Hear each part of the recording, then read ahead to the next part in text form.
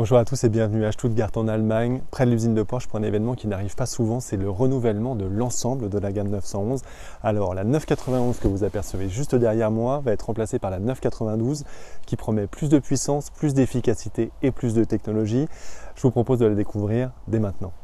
Renouveler l'icône de Porsche, la célèbre 911, est un casse-tête pour les ingénieurs de Wessart. Et cette 8e génération, type 992, ne déroge pas à la règle, avec l'obligation de répondre à des exigences complexes. Celles des amateurs de conduite, celles des accros aux nouvelles technologies et celles des normes de sécurité et de pollution de plus en plus sévères. La conséquence immédiate de ce grand écart est une hausse de la masse totale. Porsche la limite à 50 kg supplémentaires par rapport à la 991, à modèle équivalent. Pour en contrer les effets, la puissance passe à 450 chevaux au lieu de 420 sur les précédentes versions S. Le flat 6 biturbo conserve sa cylindrée de 3 litres, mais adopte des injecteurs piézoélectriques très performants qui permettent d'améliorer la pulvérisation de l'essence avec une réaction en chaîne. Meilleure qualité du mélange, meilleure combustion et meilleure performance. À cela s'ajoutent des turbos plus réactifs, dont l'air comprimé est mieux refroidi. Les accélérations grimpent avec un 0 à 100 annoncé en 3 secondes 5 pour la 2S et 3 secondes 4 pour la 4S. Avec, pour les deux versions, une vitesse de pointe largement supérieure à 300 km/h. La boîte à double embrayage PDK est entièrement nouvelle. Elle compte désormais 8 rapports et devient, n'en déplaise aux amateurs de voitures légères, compatible avec la technologie hybride.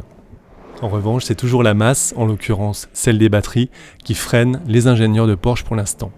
C'est pour cela qu'aucune décision concernant la date de production de la version hybride n'a été prise.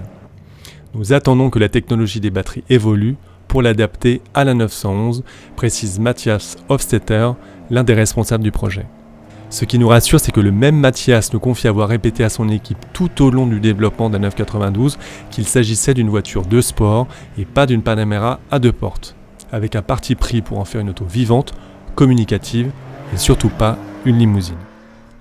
Pourtant, la présentation intérieure est à s'y méprendre. Elle trahit la volonté de rehausser le niveau du confort et du luxe. La 911 gagne en qualité perçue, mais perd aussi en ambiance sportive. Quant au niveau d'équipement de série, il n'est pas encore précisé dans le détail. Mais Porsche conservera la panoplie des options qui font grimper l'efficacité et la facture, comme le contrôle de châssis actif PDCC, la suspension PSM Sport ou les roues arrière directrices. Les premières versions seront équipées de la boîte PDK, la boîte mécanique à 7 rapports arrivera quant à elle dans un deuxième temps.